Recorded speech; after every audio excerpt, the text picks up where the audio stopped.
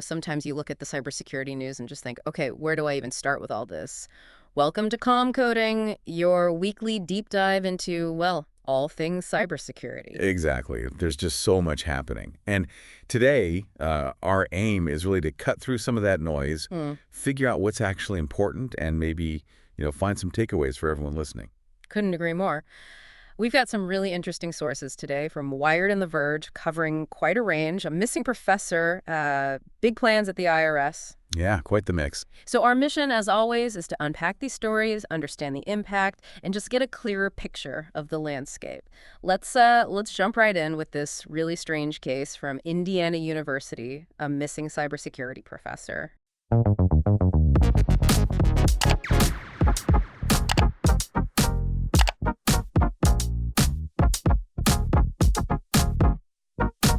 Sir. Yeah, Xiaofeng Wang, it's definitely a perplexing situation. You've got a renowned data privacy expert over 20 years at IU, Right? and then suddenly he disappears. There are FBI raids on his home, his wife's home, and he's dismissed by the university. It's abrupt. Very abrupt.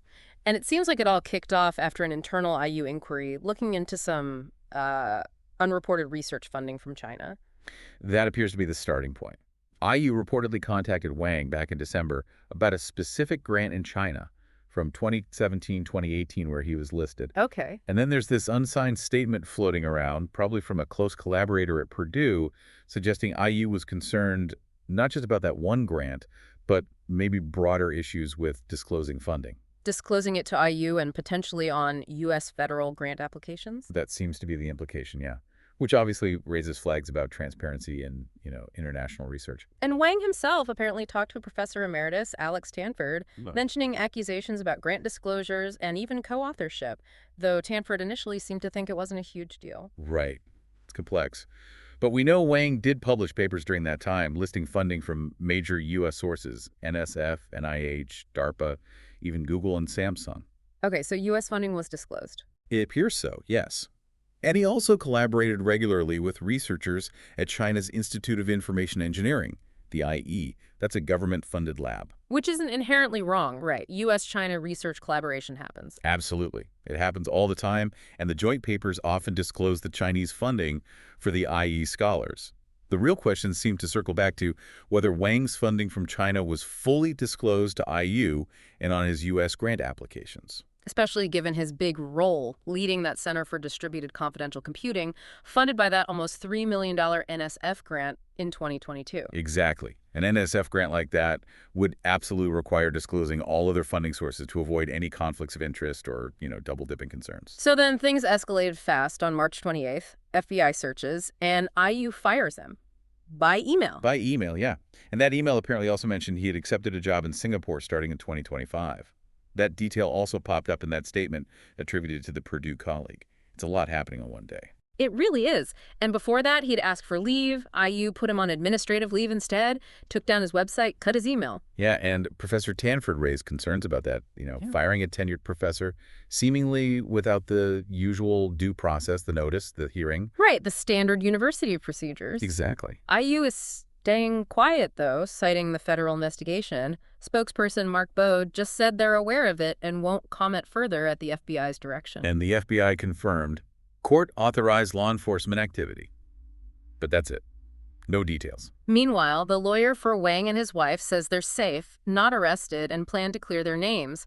They have seen a DOJ search warrant, though. It's hard not to see echoes of the China initiative here, isn't it? Yeah. That the program, the DOJ, ended in 2022 because of concerns it unfairly targeted researchers of Chinese origin. That's exactly the worry. Jeremy Wu from APA Justice basically asked if the program ended in name only.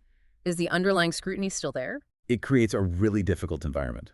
Matthew Green, Johns Hopkins, voiced that concern, the secrecy from IU, the potential chilling effect. Could it make talented international researchers hesitant to work in the U.S.? Yeah, even those who've been here contributing for decades. It's a potential loss for U.S. science and research. A really complicated situation to watch unfold. Definitely. Okay, let's pivot to something completely different, but equally potentially disruptive. The IRS and Elon Musk's Department of Government Efficiency, DOGE. Ah, yes, DOGE and the Mega API. This is ambitious. They're talking about a hackathon to basically build a giant doorway and API into IRS systems. The goal being easier access to IRS data Okay. for cloud platforms. Essentially, yeah, making data flow more easily. And the name Palantir keeps popping up as a potential partner to help build this. And the people pushing this inside the IRS are these DOGE operatives, Sam Korkos and Gavin Kleiger. Korkos with SpaceX ties, Kleiger with AI background. Right. Corco's seems focused on pausing current modernization efforts, cutting the budget by like $1.5 billion, simplifying things drastically. His idea is this API could be a read center of all IRS systems. A single point of access. That sounds Yeah, risky. it's a radical shift. They reportedly asked for the IRS's top engineers, aiming to, quote, rip up the old systems in maybe 30 days, possibly bringing in Palantir or others. 30 days for IRS systems. Yeah, incredibly fast. Starting with mainframes, then expanding, potentially touching all IRS data, taxpayer names, addresses, SSNs, return info. Wow. That's a world away from the current setup, right? Where everything's compartmentalized, need-to-know access. Exactly. A mega API raises huge questions about exporting data, maybe even linking it with other government data sets outside the IRS. And do they even understand the data properly? An IRS source in one article doubted it, saying it would take years to structure it correctly. Plus, the existing approval processes, even if slow, are there for a reason. Vetting any replacement needs to be just as rigorous, if not more so. The quote from that IRS worker was chilling, worrying about an open door controlled by Musk, bypassing normal security rules. It really captures the anxiety. It does tie into Trump's old executive order about breaking down data silos to fight fraud. Right, there's a potential upside, argued? But the privacy risks of centralizing that much sensitive data are immense. The Treasury spokesperson just talked about streamlining systems with a talented team. The IRS road mapping kickoff, kind of vague. Yeah, not really addressing the core security fears. We did see those reports earlier about Kleiger getting access to taxpayer data, read-only, anonymized, supposedly. But then Korkos wanted more detailed info for fraud prevention. It keeps escalating. It does. Korkos acknowledges the legacy system's mainframes, COBOL, but thinks he can tackle it in 6 months. They're apparently doing something similar to Social Security, trying to move off COBOL. But then you hear about 50 IRS tech people put on leave. Cuts, including cybersecurity leadership. That doesn't inspire confidence. Not at all. And shrinking the API timeline from a year to weeks. An IRS source called it technically impossible, potentially crippling the agency, maybe even messing up the next tax season. And Korkos apparently wants to kill the direct file program, too. That's reported as well, yeah. It adds to the picture of radical, rapid change. Privacy experts like Evan Greer are understandably very concerned. IRS data is about as sensitive as it gets. Absolutely. And while Palantir has high-level security clearance, FedRAMP approval, Sure. the talk of disruption from their CEO in this context, well, it makes you wonder about the priorities. Security versus speed. It's a major thing to watch. How safe is our tax data going to be? A critical question. Okay, shifting to the industry itself now. Big news. Google acquiring Wiz. Huge news. $32 billion, reportedly. Alphabet's biggest ever acquisition. And interesting because an earlier attempt at a lower price apparently fell through. Right. And Wiz, they're a big deal in cloud security, right? Israeli founded, growing fast. Yeah. Clients like Microsoft, Amazon. Yeah, their valuation just kept climbing. They were even thinking about an IPO before this deal came back around. The Wiz CEO, Asaf Rappaport, talks about accelerating innovation by joining Google Cloud. But antitrust concerns must be looming large, especially since they derailed the last attempt. Oh, absolutely. The FTC, under Andrew Ferguson, is likely going to scrutinize this very closely. Google's already fighting other antitrust battles, remember? So how are they trying to smooth that over? Google's already said Wiz will stay multi-cloud. Its products will keep working on AWS, Azure, Oracle Cloud, not just Google Cloud. Rappaport emphasized that too, trying to head off the competition concerns. Makes sense. Strategically, this feels like Google really doubling down on cloud security, doesn't it? After buying Simplify and Mandiant. Definitely. It seems like a focused effort to strengthen Google Cloud security offerings, maybe position themselves more strongly against Microsoft, whose security reputation has taken some hits recently. So potentially good news for Google Cloud customers. More integrated security. That's likely the goal, yeah. Better, more comprehensive protection built in. Shows where the investment's going. And speaking of Microsoft, they're also making moves, particularly with AI in security. Yes, they announced new AI agents for their Security Copilot platform. Remember, Copilot started as more of an AI chatbot assistant for security teams about a year ago. Right. Now they're introducing these autonomous agents. The idea is they can handle specific tasks on their own to help overwhelm security teams. Okay, what kind of tasks? Microsoft's rolling out 6 of its own agents. First, things like triaging phishing alerts, handling data loss prevention alerts, prioritizing incidents, monitoring for vulnerabilities, trying to automate the routine stuff. Vasu Jakal from Microsoft Security highlighted these. And they have partners building agents, too. Yeah, 5 partners announced so far: OneTrust, Aviatrix, BlueVoyant, Tanium, Fletch. Their agents will tackle things like deeper data breach analysis or finding the root cause of network outages. So AI doing more of the heavy lifting in security operations centers. That's the trend, for sure. Companies like Microsoft are really pushing AI tools for businesses, and security is a prime area. And they're also improving phishing protection within teams. Yes, better defense against bad URLs and attachments in Microsoft. Defender for Office 365. That's Yeah. rolling out next month, too. It's all part of this ongoing push to integrate AI and bolster defenses across their platforms. It really feels like AI is becoming less of a buzzword and more of a core component in cybersecurity tools, something organizations need to understand and potentially leverage. Agreed. It's rapidly evolving. Okay, now for our final topic today. And this one sounds like science fiction, but the implications are very real. The quantum apocalypse. Right, Q-Day. The hypothetical day when a quantum computer becomes powerful enough to break the encryption that protects, well, almost everything digital. Emails, financial data, government secrets, crypto wallets, critical infrastructure. The list is vast. And while it might seem far off, the potential impact means we have to think about it now. Mikhail Moska's estimate is pretty stark, a 1 in 3 chance before 2035. And a non-zero chance it's already happened secretly. That 15% chance it's already happened? That's unsettling. So remind us, why are quantum computers such a threat to encryption?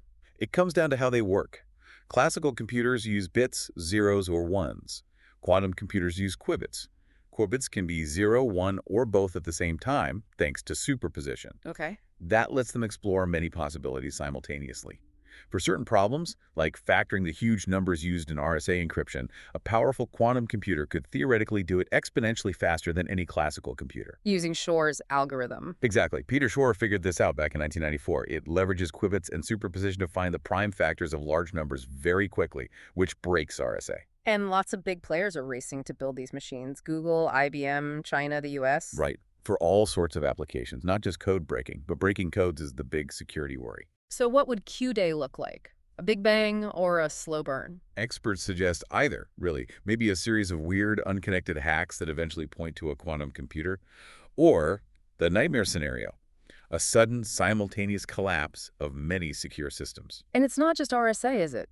Other encryption is vulnerable too. According to experts like Roger Grimes, yes. Things like DSA, elliptic curve cryptography, which is huge for cryptocurrencies, and VPNs, maybe even aspects of Wi-Fi security or two-factor authentication, could be at risk eventually. Wow. So the threats fall into 2 buckets: snooping and taking control. Broadly, yes. Confidentiality reading encrypted data, and authentication bypassing security to gain access. Think military secrets, submarine locations, missile controls, as Chris Demchak warned. Which leads to that harvest now, decrypts later idea. Precisely. Assume state actors are grabbing encrypted data now, planning to break it once they have a powerful enough quantum computer. And Deborah Frank highlighted the authentication risk. Imagine someone taking over power grids or financial systems. The impact really depends on who gets there first, doesn't it? A government, a company, or eventually criminals using quantum as a service. That's a huge variable. And specific things like Bitcoin face unique problems because upgrading the whole blockchain to be quantum resistant is incredibly difficult. Kapil Deman mentioned a potential hard fork as the only very messy solution. So post-Q-Day could be chaos, mistrust, panic. It could be a scramble for solutions, Yeah. maybe even falling back on older, slower communication methods for critical things. But there's a less apocalyptic scenario, right? Like Mhm. Y2K. We prepare, we upgrade. That's the hope. NIST released post-quantum cryptographic standards last summer. President Biden ordered U.S. agencies to start transitioning. We're seeing platforms like Signal and iMessage start to roll out quantum-resistant encryption. So upgrades are happening. They are, especially for high-priority systems. But the challenge is vast. Think about all the older hardware out there in hospitals, power grids, military equipment, satellites. Updating everything is a massive long-term job. Ali El-Kafirani emphasized that. And rushing it could create new problems, new vulnerabilities in the new crypto. That's a real risk, as Chris Balance noted. And Rob Young raised the specter of intentional backdoors, remembering the Snowden leaks. We need to trust the new algorithms. It's a lot to consider, but it's also worth remembering that, old-fashioned hacking methods will still work. True. And quantum tech has positive uses too. Sensors, medicine, materials. Sharing those benefits might be key to navigating this transition safely. A long-term challenge requiring attention now. Okay, finally, let's touch on some funding drama that almost impacted a core piece of cybersecurity infrastructure. Yeah, the CVE program, the Common Vulnerabilities and Exposures List, basically the main global tracker for software flaws. It nearly lost its funding from CISA, the U.S. cybersecurity agency. But managed by MITRE, right. So what happened? It seems they got an 11th hour, 11-month contract extension. CISA confirmed it, stressing how vital the program is. MITRE said they got incremental funding to keep going. But it was close. Why the uncertainty? CISA hasn't really said why or if it's related to budget cuts, but the scare prompted some CVE board members, led by Kent Landfield, to announce plans for a new nonprofit, the CVE Foundation. To make it independent, less reliant on single-source government funding. Exactly. Seemed like a move to build resilience after this close call, stemming from concerns after MITRE apparently wasn't going to have its management contract renewed. So relief for now, but maybe a push towards a more stable future for CVE. That's the hope. Researchers are relieved but cautiously optimistic about independence. Patrick Garrity from VulnCheck really hit home how critical CVE is globally. Losing it would be disastrous. We all rely on it to know what needs patching. And the cost to run it is relatively small compared to the cost of breaches from unknown vulnerabilities, right? Absolutely. Tens of millions a year, which is peanuts compared to potential losses. That's why the federal contractor called the situation stupid and dangerous. Even with the extension, the long-term future isn't totally secure yet. It really highlights how crucial these foundational programs are. Definitely needs stable support. So, wrapping up this week's deep dive on calm coding, quite a tour. The complex situation with Professor Wang, the huge potential changes at the IRS, Google's big whiz buy, Microsoft's AI security push, the long shadow of quantum computing, and the near miss for the CVE program. It's a lot, and it really underscores how dynamic and, frankly, sometimes precarious the cybersecurity world is. Staying informed is one thing, but thinking about how these things affect us is the next step. Absolutely. From privacy concerns with government data plans to the long-term need to prepare for quantum-resistant crypto, there are actions individuals and companies need to consider. Proactivity is definitely the name of the game. So maybe the question to leave everyone with today is this. Considering all these different developments, what's the one most pressing issue or change that you or your organization should really start preparing for right now? That's a great question to ponder. It forces you to prioritize. Thanks for joining us for this deep dive into calm coding. We hope it helped make sense of some complex topics. Please subscribe if you want more weekly insights into navigating the cybersecurity world. See you next time.